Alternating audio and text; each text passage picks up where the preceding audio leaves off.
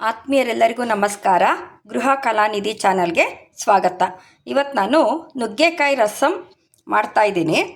ನುಗ್ಗೆಕಾಯಿನೆಲ್ಲ ಮೇಲ್ಗಡೆ ನಾರು ತೆಗೆದು ಹೆಚ್ಚಿ ಒಂದು ಟೊಮೊಟೊ ಹಣ್ಣು ಹಾಕಿದ್ದೀನಿ. ಇದಕ್ಕೆ 1 ಕಪ್ಪು ತೊಗರಿಬೇಳೆ ಹಾಕಿಟ್ಕೊಂಡು ಇದಕ್ಕೆ ಅರಶಿನ, 1 ಚಮಚ ಎಣ್ಣೆ ಮತ್ತು ನೀರು ಹಾಕಿ ನಾನೊಂದು 10 ನಿಮಿಷ ನೆನೆಸ್ತೀನಿ. ನಂತರ ಕುಕ್ಕರಲ್ಲಿ ಕೂಗಿಸ್ಕೊಳ್ತೀನಿ. ನುಗ್ಗೆಕಾಯಿ ರಸಮ್ಗೆ ಮಸಾಲೆ ರುಬ್ಕೊಳ್ಳೋಣ. ತುಂಬ ಸಿಂಪಲ್ಲು ಮಸಾಲೆ. ಕಾಯಿ ತುರಿ 1 ಕಪ್ಪಷ್ಟು,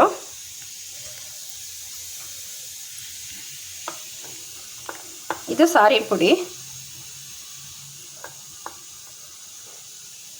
1.5 ಚಮಚ,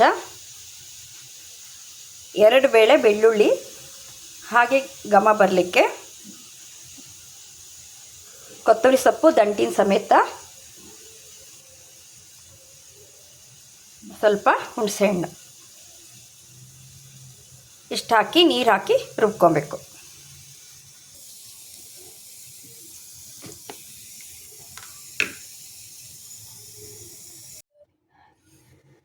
ಈ ಮಸಾಲೆ ರುಬ್ಬಾಗಿದೆ.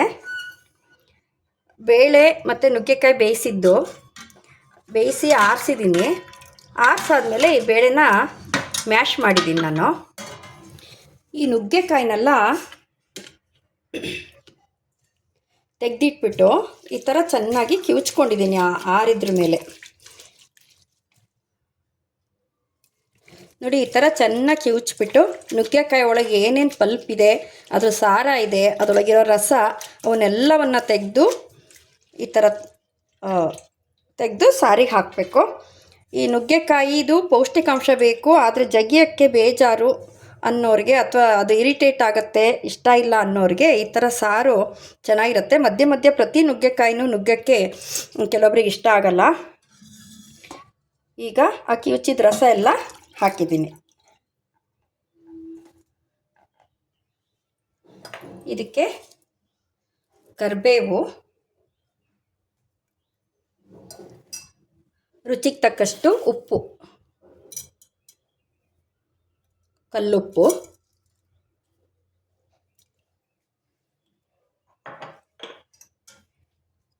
ಬೆಲ್ಲ,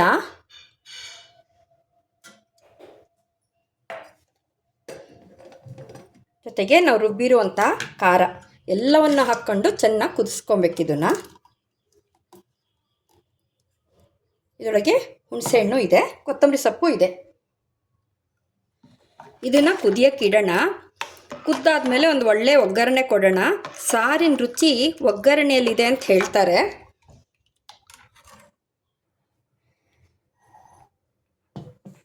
ಅಡುಗೆ ಮಾಡ್ತಾ ಮಾಡ್ತಾ ನಮಗೆ ಒಂದಿಷ್ಟು ಎನರ್ಜಿ ಬೇಕಲ್ಲ.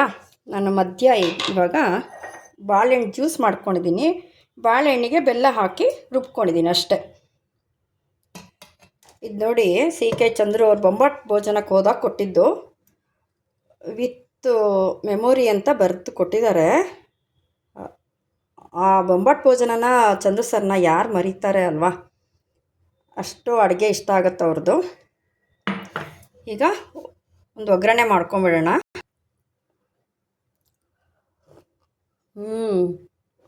ತುಂಬ ಚೆನ್ನಾಗಿದೆ ರೀ ಜ್ಯೂಸ್ ಇದು.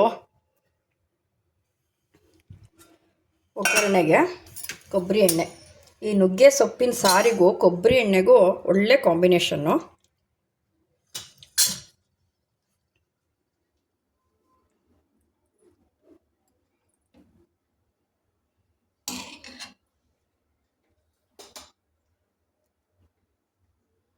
ಸಾಸಿವೆ, ಜೀರಿಗೆ,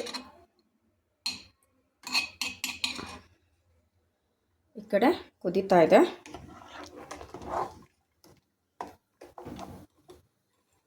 ತಿಳಿ ಸಾರಲ್ಲಿ 106 ಥರ ಮಾಡ್ಕೊಬೋದು. ಇದು ಸ್ವಲ್ಪ ಮಂದ ಬರುತ್ತೆ, ನುಗ್ಗೆ ಸೊಪ್ಪಿಂದು ಪಲ್ಪು ನಾವು ಕಿವುಚ್ ಹಾಕಿರೋದ್ರಿಂದ.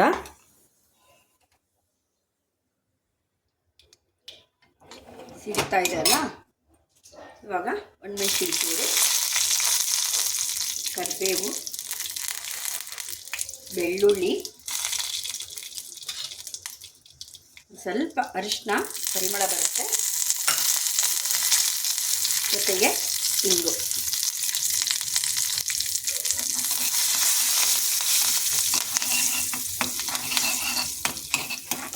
ಒಗ್ಗರಣೆ ಆಯಿತು, ಸಾರಿಗೆ ಹಾಕ್ಕೊಂಬಿಡೋಣ.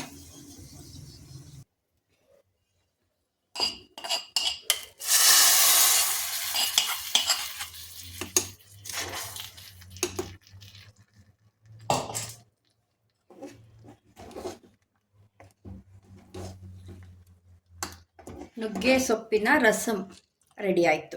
ನೋಡಿದ್ರಲ್ಲ ಆತ್ಮೀಯರೇ, ನಿಮಗೆ ಈ ವಿಡಿಯೋ ಇಷ್ಟ ಆಯಿತು ಅಂದರೆ ಒಂದು ಲೈಕ್ ಕೊಡಿ, ಶೇರ್ ಮಾಡಿ, ಸಬ್ಸ್ಕ್ರೈಬ್ ಮಾಡಿ.